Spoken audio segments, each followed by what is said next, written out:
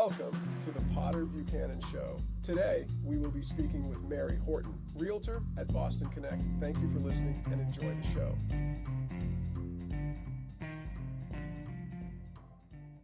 Mary Baker, real estate agent, Boston Connect, or Realtor. Is that different? I don't actually know. There is a difference, actually. And it's Mary Horton now. Baker's Mary gone. Horton. I know. That's embarrassing. Start to the podcast. Huh? No, that's all right. Everybody said I went to Mary Baker Horton. I'm like, nope, we just dropped the Baker. It's just Mary Horton these days.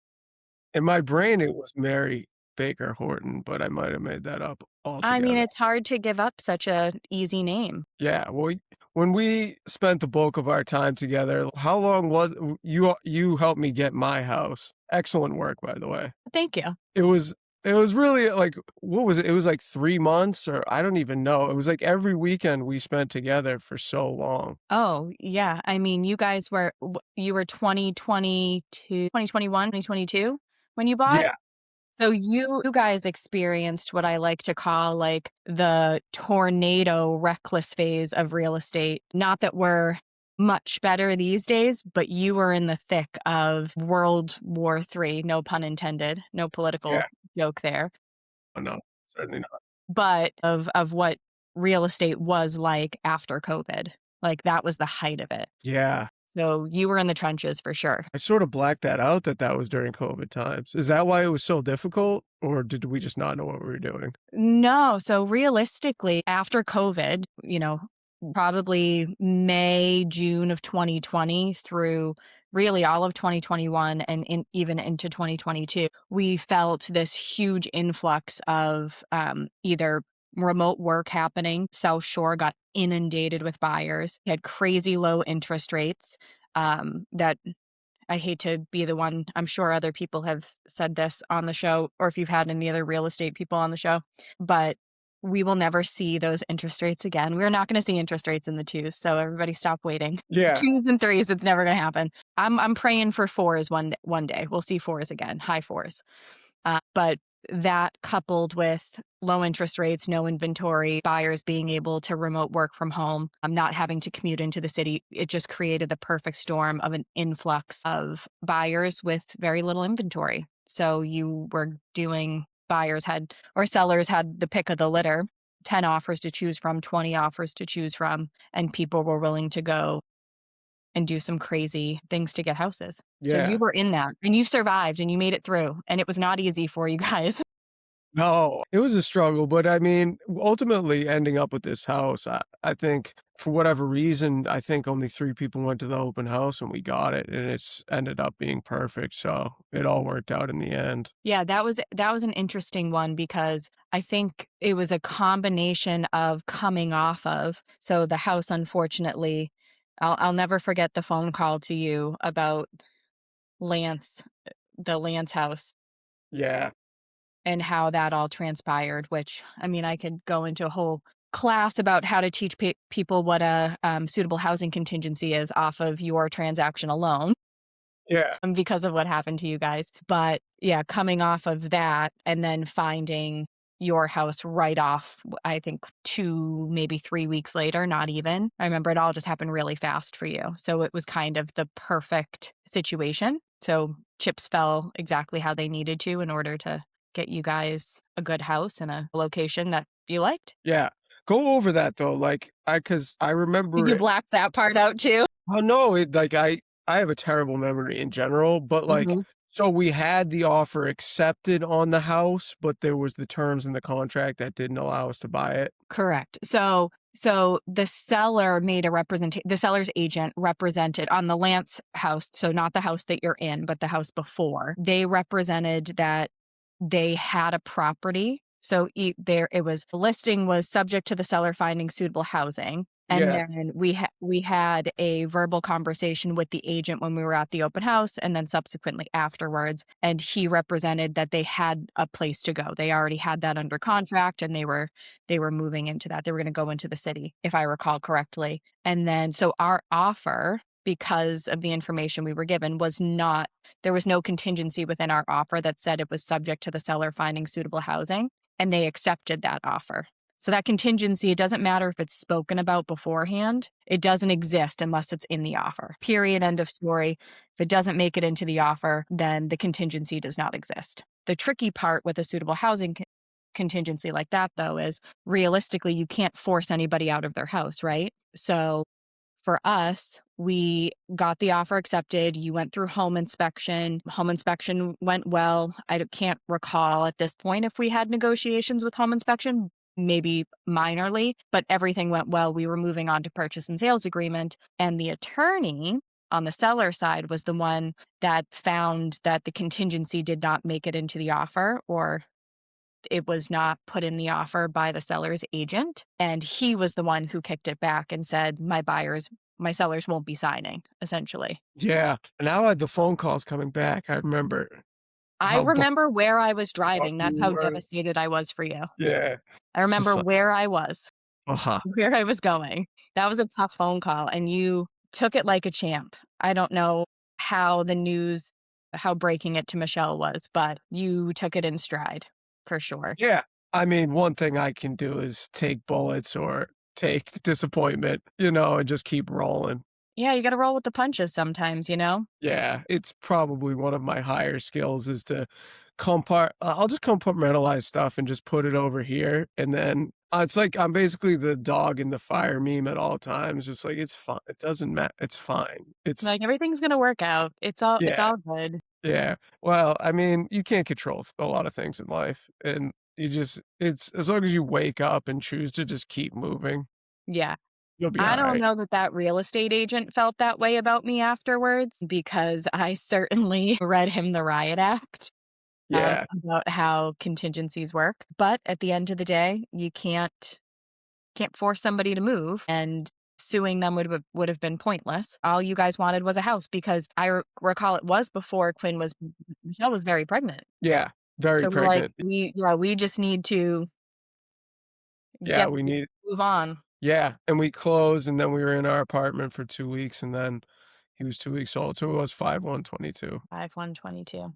Well, that's when he was born, and then we moved in 2 weeks later, we moved stuff. It worked out perfectly, I think, at the end of the day.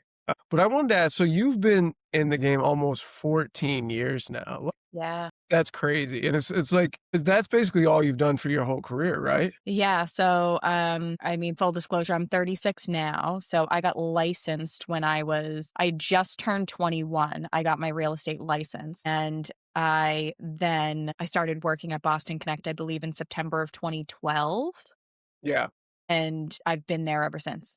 So that's, yeah, 14 years. I actually got into real estate as an 18-year-old.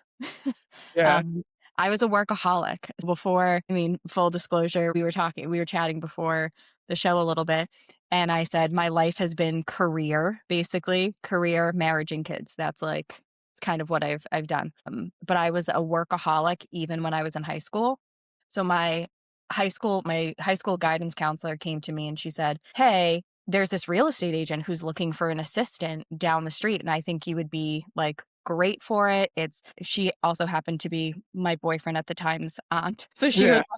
she was like, "I'm going to put in a good word for you. You should go down there. It's down the street from the school. It's down the street from the house." And I was like, "Sure, why not? Like, be a fancy, like, little realtor." So I ended up working for that company for a year about. And I remember when it was time for me to go to college, they all took me aside. So, like, the broker of that company, the real estate agent that I worked under, took me aside and they were like, "You shouldn't go to college. You should get your real estate license and just work in real estate. Like, just nobody ever ends up using their degree." Like, That's I think. true. I think the agent that I worked for, if I remember, I think she had like a psychology degree, maybe, or social work. I think social work, actually. And I mean, that's a tough job. I have friends that are social workers, and that's just a tough career in general. Yeah. But she was like, eventually, I just got my real estate license, and I don't use anything that I went to college for in real estate. And I looked at them like they were crazy. I was like, "You're crazy. I'm going to school. I'm going to college. Like, there's no way. There's no way." Went to Well, it's school for, I went to UNH. yeah, I mean, it's just what you do where you go to school. Nobody ever but you ask them what they're going to school for, 85% don't even know. I think I am a firm believer, and this might be a heated, unpopular opinion. I don't think 18-year-olds should go to college. I think there should be a gap year or 2 years of either travel or work in some type of vocational work, like electrician, some type of trade. Like, I think you should work for 2 years, or go into the military in some. And I know that's a wide range of things to do, but I personally believe 18-year-olds should not be in college. You are not prepared. No, You're I not mean, taking that seriously. no, they're just sending them away to get drunk and, you know, do just do degenerate stuff. That's really all it is. Unless, I mean, I guess if you're going to like Harvard or MIT or something, you probably know what's going on. But I a mean, lot of the school, like I went, I didn't know what I was doing. I just showed up there and I'm like, well, I guess I'll get high now. And you're like, "I'll go through the motions maybe? yeah, yeah. And Somebody will then tell me, I'll figure it out eventually." yeah, 4 years later, I had a marketing degree and then went into sales. And sales that you don't say like, so many everybody who worked with me and around me, no, you don't go to school for sales. It's not even something that's taught. It's like marketing, which is adjacent to sales, but the whole point of marketing is to drive growth in sales and get, like, eyes or people clicking on your site or whatever it is. So, they don't even teach you about, like, what your like goal you're ultimately serving, or you can go into accounting or finance. But at the end of the day, if you're for a for-profit company or real estate, sales is the backbone of it all. So it should really start there and then say these are the mechanisms that help that growth. But I guess that's a college sales rant. Pitch 101, like, that's the elevator pitch for Yeah. college sales classes. Well, that's Yeah, I another mean, thing that they could do in a gap year is like you're on the phones for a year selling.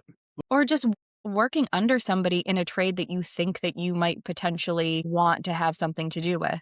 Not that you can have student teachers, like you can't have student like an 18-year-old who has no background in a school with children. Like, I'm not saying from that respect, but if there's I'm a big fan of mentors. So if there's a way for, rather than going directly into college and kind of not having an idea of what you want to do and trying to figure yourself out and what the right course of action is, maybe it's find a mentor, Yeah. like No. find somebody who can take you under their wing. I think I'm a big advocate for that coming back, because I think you'd see a lot less wasted time. You'd probably see a lot less people in college, if I'm being completely transparent, probably, in my thoughts. Maybe when they get there, it's more directed, right? The energy is more directed as to what they want to do. Yeah. All that to say, I guess for me, I was an 18-year-old going to college for all of the wrong reasons, just for the experience at that point. I ended up only completing a year and then lived vicarious, and then I did my all of the things. I came home, I got a job, I spent time with my friends, with family, and around 21 I was like, "You know what? I don't think college is for me. I don't think I'm going back. Gonna go get my real estate license, see what it's about." Lo and behold, here I am now. It has been I'm a rarity in the real estate world, in Yeah. that it was my first and only career. It was not a second career for me. Yeah. How long did it take you, like, so 21, get your license before you felt like you knew what you were doing or like, "This can be my career"? Yeah, so that's a tough one. I had a unique experience. So, a lot of real estate, when you're a real estate agent, you're an independent contractor. Most companies, there are some companies that are set up kind of to give a salary. Like, I'm going to use Redfin as an example, because they have employees at Redfin and they have independent contractors. So, they are a brokerage model that both has employees and independent contractors. But a majority of brokerages are set up just for independent contractors, meaning I don't get a W 2. I have to do my own taxes. My tax accountant loves me because of this. Yeah. But I had a very unique experience, because when I got licensed, and the particular brokerage, Boston Connect Real Estate, that I interviewed for, I was able to find a mentor. Sharon McNamara is the owner of Boston Connect Real Estate. And at the time, she had just opened, maybe like a year prior. She had been in the business since 2001. She had been maybe 10 or 11 years as a real estate agent, and then opened Boston Connect in 2011 or 2010, excuse me. So when I went there, I told her, I was like, I want to be a real estate agent, but who in the world is going to trust my 21-year-old self who knows nothing about real estate? Yeah. Because very frankly, the real estate course does not teach you anything about real estate. The courses are just, it's almost like memorizing vocab, is the Yeah. way I would describe it. Like there's no functional real estate there. Who's going to trust me with the biggest purchase of their life? And I don't want to handle anybody's money. Like, get me away from it. I was like, I'm so scared. So she was like, you know what? Why don't you become my assistant? And I was like, sure, cool. I'll learn the ropes. There's no risk there, right? Learn the ropes, become her assistant. I had already done that type of job before. And then it just so happened that that role progressed. I always held my real estate license, but I wasn't ever selling on my own at the beginning. I was kind of always selling through her. Yeah. So by just the nature of her already being quite a top producing agent in our area, she had has a huge client base. I where some people in their first year of real estate are lucky to sell two houses or go through two real estate transactions and get that experience. From the day I walked into Boston Connect, I had the advantage of going through 50 plus deals a year Wow. because of the team that I was associated with. So it was a lot of learning by fire. So, like, you're either going to sink or swim for sure. And there was a lot of responsibility on my shoulders pretty early on. But I think the pressure of that and just by nature of all of the different clientele that I was being exposed to, all of the different transaction things, I had the experience by the time I was in for like 2 to 3 years, I had the experience really of an agent that had been in for almost a decade. Like there was nothing I hadn't seen. So you And got it's game just quick. yeah. I was I say I gained my real confidence in real estate around year 5 Yeah. when I was like, "Nobody can mess with me. I got this. Don't worry. Like, everybody step aside. I'm gonna handle it." That's so was she doing 50 transactions herself, or was that across like, you got to see across the company? So that was her. That was her and me combined. So that's we've done on average about 50 transactions a year every year since I've been working with her. So about 14 years. So that's a lot of people. That's a lot of and a lot of them can be repeat clients too, right? So that our business is referral work. So I work with multiple people from the same family, right?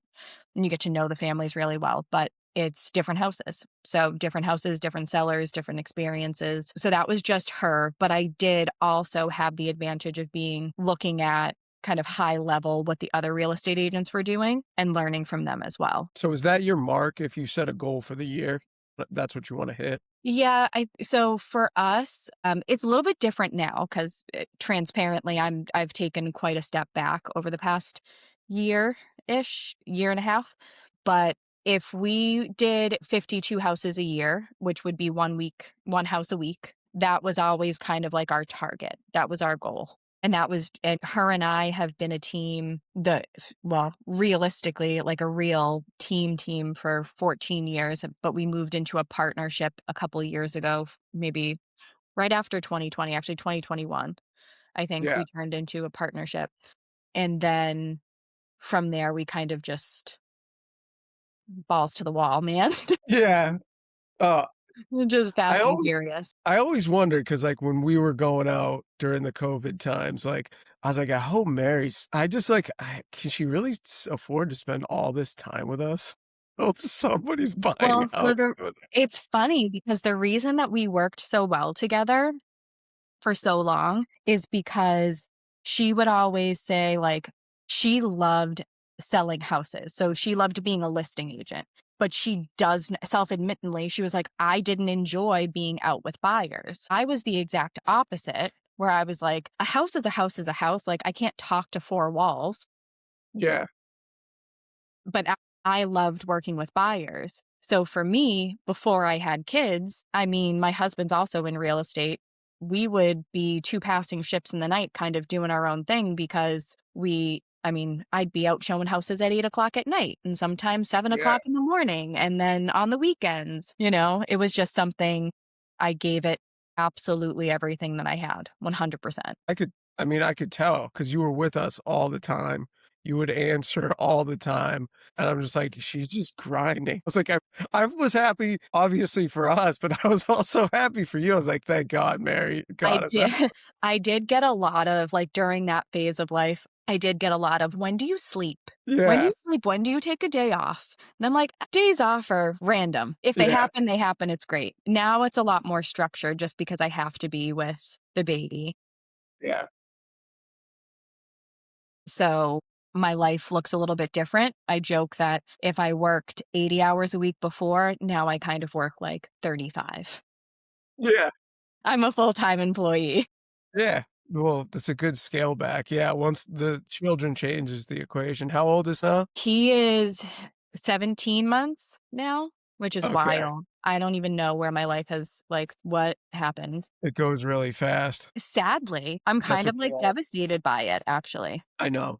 I try to, like the way my kids are now, like 2 and then before, like, I just try to soak in everything because 'cause they're so hilarious right now. Like, everything they do is funny, and you just see them like, develop. Once they start talking, and it's Well, insane. you guys give me hope too because I'm like, I have that mom guilt of, you know, having the second, right?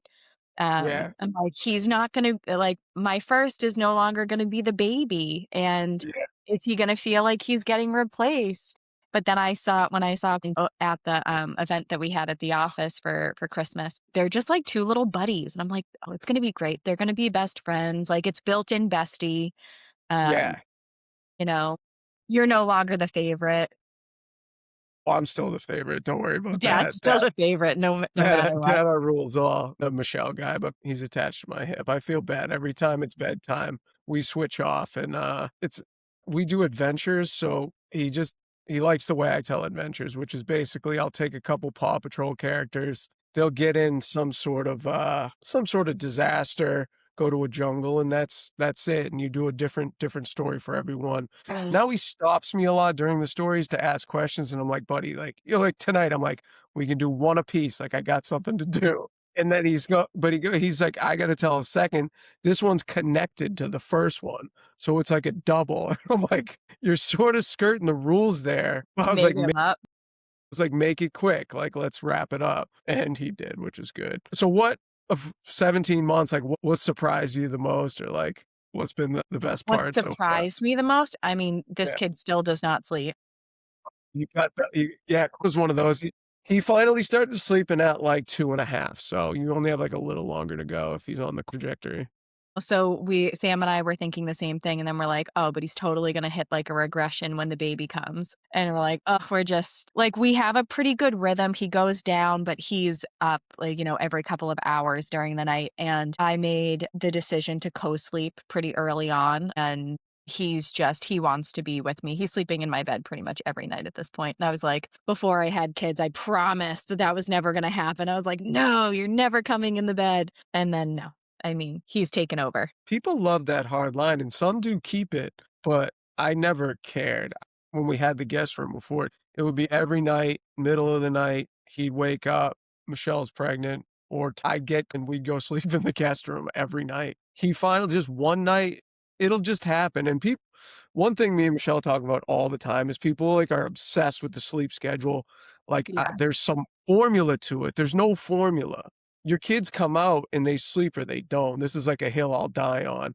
Because people will tell you, like, yep, they slept through the night like 4 months and then just always did. But people think they did something. It's like Yeah. these weirdest part about kids is they're just their own little individual. Like it's nature versus nurture is a real thing. And that's one thing you see. 100%. Like 100%. half the things, it's like, where did this come from? But It's funny, like, sometimes is in the frustration phase of life. So, like, doesn't really, can't speak in sentences, obviously, like, he's not super, super verbal, has some vocabulary. So, I have to imagine he's having, like, these really deep thought processes in his head, and he can't quite get out the words. But yeah, to see him get frustrated, I look at Sam and my husband, and I go, "This is you." Yeah, this is your frustration, like 100%. This is not me." yeah, And he goes, "Yeah, no, I know." To see his personality or like his dad's personality kind of shine through him is kind of amazing to me. Like, wow, yeah. you're like No, me this way and you're like him this way. It's kind of funny. yeah, no, it's the best. It's the best seeing them, just seeing what little bits and pieces they get from both of you. So, what were we gonna say? Well, I was gonna say, so everybody will, say, like, if they see me with him, they'd be like, "Oh, he looks just like you," and I go, "Oh, wait until you see my husband." And then they see him and they're like, "Oh, he's the twin." And I'm like, now, I don't know why, I never thought that, like, me and Sam look much like each other, but then we had a kid and I'm like, "No, we kinda do." Yeah. We kind of, like, are a meld of each other because he's this, like, 50 mix depending on who he's with, which is hysterical. Yeah, my boy's got a lot of the Michelle side, you can see it, but every now and then I'll get they look like me, but they change as they Yeah. go, so, like, they'll have a different look at different times, you never know. Yeah. I said, to him the other day too, I was like, "I can't imagine." I know siblings don't like they're not identical. Siblings are not identical, obviously. I'm like, "But I can't imagine having another baby that doesn't look like Silas." Like, he's gonna look different. The new one's Yeah, gonna look different, and what is that one gonna look like? yeah, I know. And it's just wild. The whole thing is wild. I mean, Yeah, it's insane. One thing this is a complete non sequitur, but I wanted to ask you on real estate, like, yeah, what are you seeing as, like, the market goes? Will house prices ever come down, or that's a no? that's a hard What no. It's a are hard there no in Massachusetts. Yeah, this state's a Yeah, hellhole. it's not to say that it's not going to happen or you're not going to feel as if prices are taking a hit. So there's a big difference between are they in reality and media and what you're finding on third party websites and social media, what they're going to tell you like the market is going to crash and things like that. There's too many variables for our state specifically to match up with the general populace or like the entire country. We have not seen since 2008, realistically 2008 to 2010, we haven't seen prices significantly drop. We've only seen equity increases, and that's almost unprecedented. We're going on 2.5 decades here, or Yeah, about 2 decades, right? And there's a couple of things that real estate we're thinking, we are having a lot of people leaving the state right now, which is unusual. But even those people leaving the state, like even though we're having residents leave, they don't seem to be giving up their permanent residences or you know what I mean? They're either going into a vacation house or a second home that they've already acquired in some capacity, or just have such a demand for housing in our area that even with the kind of influx of people leaving Massachusetts that we've seen recently, we're not able to satisfy the amount of buyers that we have coming in. I mean, when I bought my house in 2019, the average age of your first time home buyer was, I think, 30 maybe at the time. Now you're closer to 40. It's 38, 39 in 2026. The average age of your first time home buyer is somewhere around like 38, 39. yeah, I mean, it's because, quite frankly, real estate is more expensive than it's ever been here. And the amount of people's gross income just has never been able to keep up with how quickly the market has increased, how quickly the values of properties have increased. yeah, and now with seemingly everyone getting laid off, I'm just like, how long is it even sustainable to charge that amount for homes? Or, like, I just don't see the long-term outlook of anything economically with this So situation. unfortunately, what I think we'll see is and it's not necessarily great. Builders are trying to build.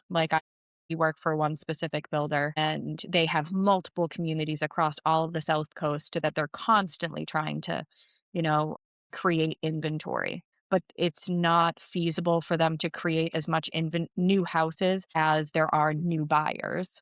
Yeah, Right? And even when they are building, a lot of what you're seeing now are townhouses, duplexes, condos. You're not seeing that single family on an acre of lot anymore.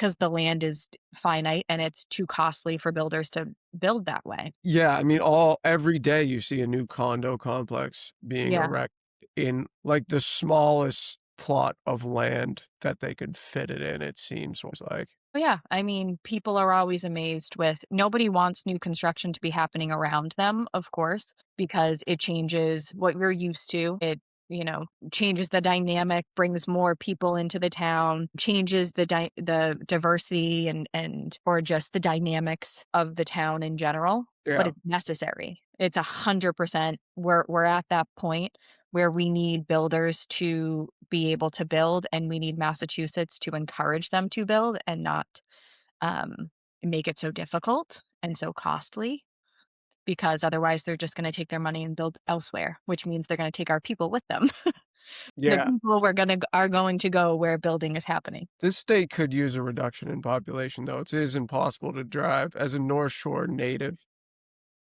Where in the North Shore were you again? Swampscott is where I'm Yeah. from. Yes, Yeah, that's right. yeah. Just getting from, like, coast to coast is just almost impossible, but we do have good schools and healthcare, so there is that. Well, that's I think so. Good schools, good healthcare. From a weather standpoint, like if you think natural disaster, we're one of the more favorable places to be. Like Sam reminds me of this all the time because I'm like, I'm worried about a tsunami. He's like, not going to happen on the East Coast. He's like, that is literally, he's like, we don't have to worry about tornadoes. We barely get hit by hurricanes. Like we had a bad blizzard. That was really it in years. So it's Massachusetts is a great state to live in, but they haven't made it affordable. And I see this happen quite often is people will leave the state thinking that like, I actually have family who've done this. I'm going to leave the state. I'm going to provide a better life for my family. And then I'll come back. Yeah. The coming back part is not feasible, No, you I know? can imagine, because I think about selling my house, but then to what end? Like, you're not upgrading, you're going parallel or just overextending yourself for a bigger house. Like, this is probably it. I'm probably riding this one till the wheels fall off. Well, so you're kind of like nailing it on the head right now because what we're gonna see as if things continue to progress, we don't see either lower interest rates or some type of, when I say market correction, it's not going to be by hundreds of thousands of dollars of people's like Yeah. crashing. It will be small decreases, which we kind of have seen a little bit of that over the past year. And when I say that, it's like statistically since 2024 into 2025 as a I'm just gonna use Plymouth County in general because that's typically where I'm operating out of. Plymouth County has seen more price adjustments per house than the previous 5 years combined. So what that says to us as real estate agents is people are still living in 2022 and 2023, sellers are, right? They're still using what they felt like they could get in 2022 and 2023, putting their houses on the market for that, when in reality, the numbers of 2024 and 2025 say a completely different thing. Because numbers don't lie, right? Yeah. So you can't live in the past when things were fast and furious, right? And gain the momentum of what the market was then 3 years later. So then we're seeing a lot of sellers adjusting their prices down to meet what the current market is demanding. He's yelling at you right now. You would think that that's a person. That's not.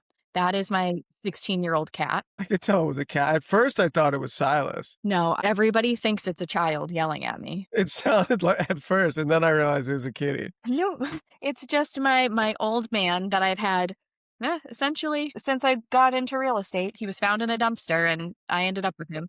Most expensive. Okay, you need to stop. Most expensive cat I've ever had too. He has Yeah. asthma, so I have like a little kitty inhaler that I kid you not. I kid you not. This cat is. I'll never forget. So Jasmine, I'm Glasgow from Maritime Mortgage, right? Yeah. That's Yeah. how we got introduced.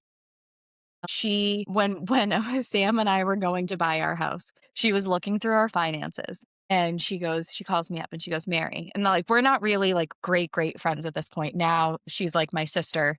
I love her to death. She's Silas's godmother. But at that time, she was just starting to get to know me. She calls me up and she goes, "What is this like monthly charge at CVS for like $450? Like, what are you spending that money on? Like, what is that?"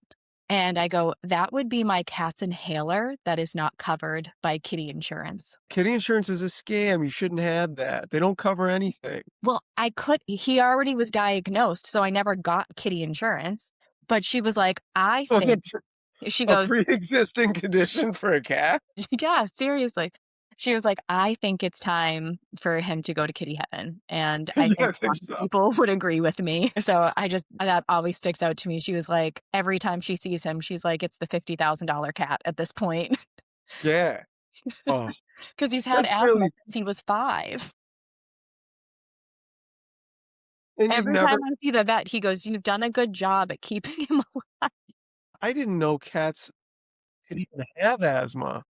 Yeah, apparently. I Is don't he good about taking his inhaler if you have it out? Yeah, I mean, he takes his inhaler. I have a standby prescription of prednisone if he has a really bad attack, you know? Dude, he's like sounds like me as a child, to be honest. I'm sure your inhaler was covered. Yeah, I think it was. Yeah, my prednisone as well. What's his name? Do I probably knew it.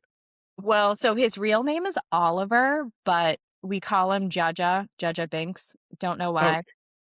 sometimes that just That happens. just happened. I blame Sam. Yeah, I call him Wheezy. See, that would have been great. I wasn't creative enough. I don't know how creative it is, but Meh. it's so key you if now we're going deep on the cat, but, like, if you hear him walking by, you can kinda hear him huffing and puffing, and Yeah. poor guy.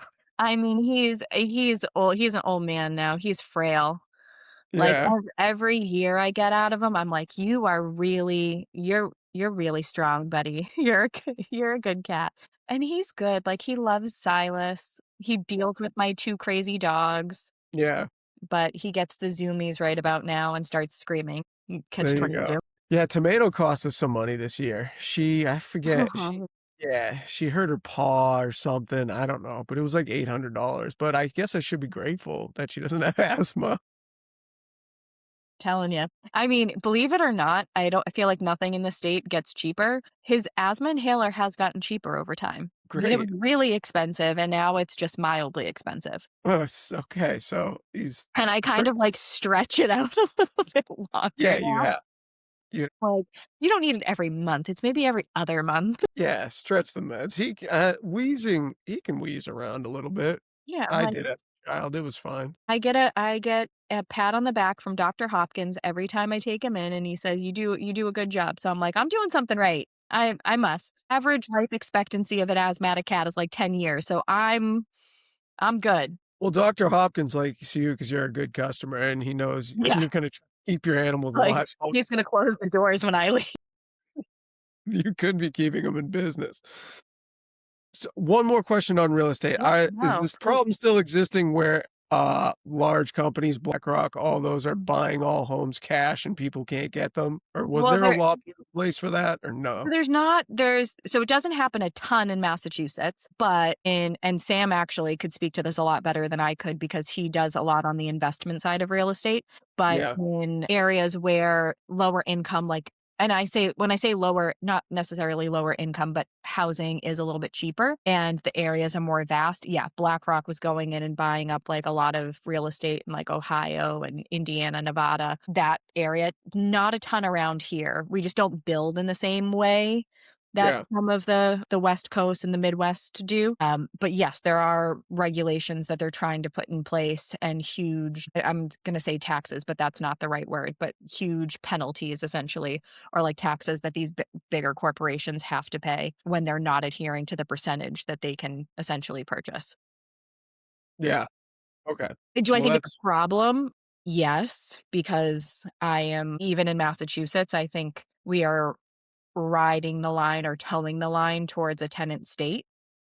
yeah, It's just they're so we own multiple properties, so being landlords, very, very difficult in the state of Massachusetts. We're thankful that we have really great tenants, but that's not always the case, and there's not a ton of protections for landlords in our state, and with the way that properties have increased or how unaffordable property is right now, we're seeing a lot more people renting for longer lengths of time. And realistically, do you want to own a house, um, like, later in life and be responsible for all those things when you don't really have the means, or when you're looking towards retirement?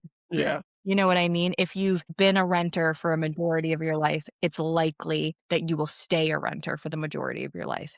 That's why it's encouraging when we have young first-time home buyers being in the market, but the wider the margin gets between affordability and housing, the more driven towards tenancy our state's gonna become. Is there any are there still programs for first time buyers? Like you get a bunch of cash or I think when my buddy bought his house, they gave him like 20 grand or something. I forget what it There was. are different programs, so, like, there's different loan programs, that some buyers can qualify for, so everybody's qualifications are gonna be different. It's gonna be based off of, your financial outlook, debt to income ratio, credit score, like, all of that, and based off of that, sometimes you are eligible for either grants through the state, a special, loan program. Sometimes that grant then can be used towards, like, your closing costs or down payment assistant programs. So there are programs out there.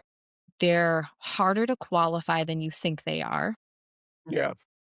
There's the parameters around them sometimes can be quite difficult, and you need loan officers that are creative enough, are not like, don't have the blinders on and kind of want, I hate to say, easy, like cut and dry clients, but you need creative lenders that are willing to look for solutions in order to try and like take advantage, truly know how to take advantage of those programs. Okay. So it's not like an out of the box solution. You need to No. figure it Yeah, out. it's not a one size fits all. So, like, Yeah. I was a first time home buyer once. We never qualified for any of the home buyer assistant programs. And Yeah. whether it was because of our financial outlook at that point, or our credit score, or, the type of property we were trying to buy, for whatever reason, we didn't qualify.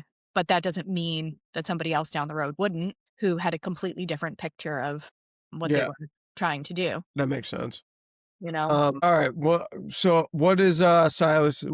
What shows on? If you got to put a show on in the crib, So I'm like so I'm the anti-TV person, like, good for I'm like, you. "No screen time right now," but I will say during my first trimester, because I was dead to the world with this one, Miss Rachel became a friend in our household, and now he's mesmerized. Yeah, she does that to people. She d I mean, not me, I Well, gotta say. she can make you want to blow your brains out every now and then. Gonna Yeah, I hear myself, like, repeating things that she like, it's on in the background, and then I'll say something, I'm like, "Oh, no, I sound like her. Miss Rachel's gonna go bye-bye for today, bye-bye." Yeah, yeah. Well, she does say bye in her show, which is good because I feel like every kid's show they should say bye at the end, so at least they understand that it's over and it doesn't end abruptly. So I respect that from her. Yeah, for sure. At transitions, I think I mean, I always say I read that transitions are really important. Reality, I watched a reel on Instagram Yeah, where just the transition from one thing to another and giving them kind of like a heads up of what's going to happen.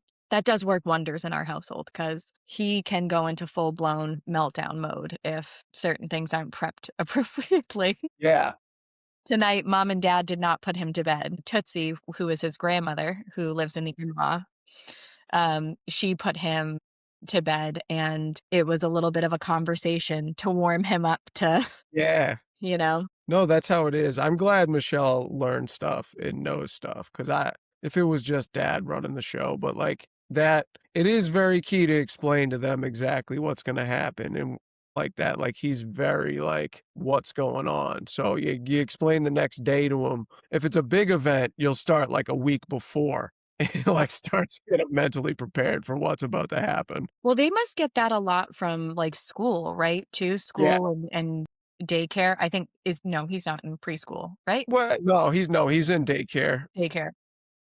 Like it's like daycare, but it's preschool. Yeah, but, Yes. like, there's a lot of experience that I think kids get from that. We've my career and Sam's career allows us to have him at home with us pretty much all the time. So we haven't had to take advantage of daycare. We haven't had to go that route. Not that I'm opposed to it, but I just right now, it's easy enough for us to manage, and I'm like, "I don't know that we can take on one more expense because I know daycares I mean, I know the waiting lists are, like, crazy extensive, and, it's so expensive.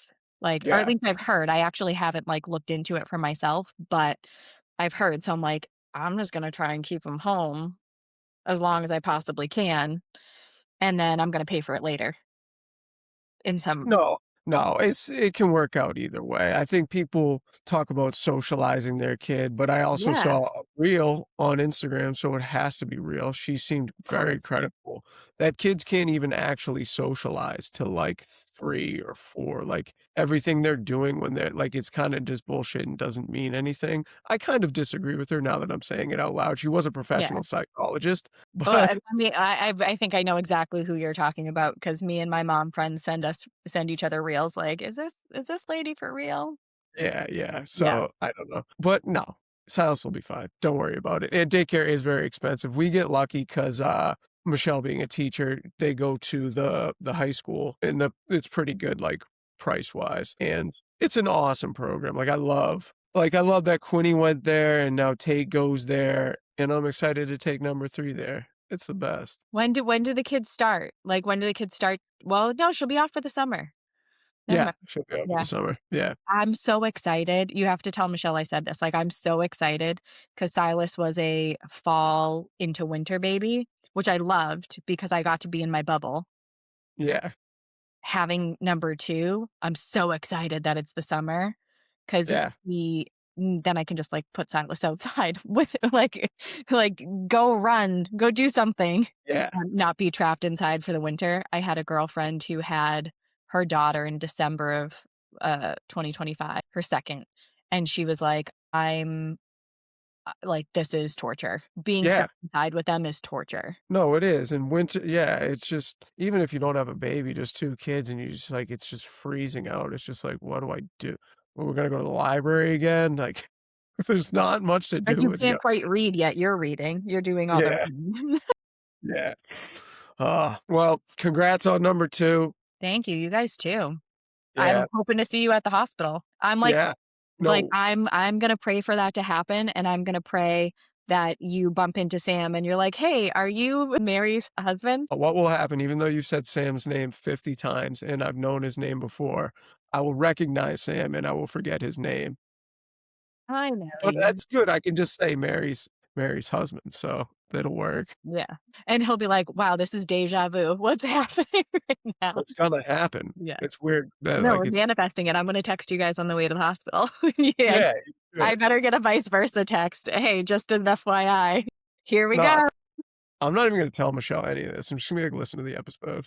You'll find out. Yeah, I'd be like, "You have to listen to the whole thing." Yeah, she will. She I most listened to the episodes. yeah? Yeah, I You're did. on it? Good. And when I Good, found good. out you were doing it, I was like, "Good for you." I was like, "This is Yeah, great." we're blowing up. Yeah. We'll we'll be big time, and then I'll take you with me to be my real estate expert. I'm down. I'm down. Yeah. By the time that happens, the kids will definitely be in school. Yeah. At least I think so. mine, Yeah, I think. right? Only a couple of years. Yep. Well, Mary, I appreciate it. Well, thank you for having me because I didn't say that at the beginning of the show, but thank you for Oh, having me or thinking about, it's nice to kind of just talk life, real estate, and, just hang out. I like it. I yeah. dig Well, it. you're a pro in your field, and you're the best, so that's why I had you on. Well, thank you. So hopefully if you guys do ever think about getting something bigger or trading, you know who to call. You are the person, and if we know anyone, you're getting the rec, so there you go. And they have to deal with Sam a little bit now too, but I taught him everything, so he's good. Okay, good. We can trust him? Yeah. You can trust him. He's all right. Alright, People good to like him know. more than they like me anyway, No realistically. no shot. Well, thank you, and, yeah, I'll talk to you guys soon, right? Talk to you. Thank Bye. you. Bye.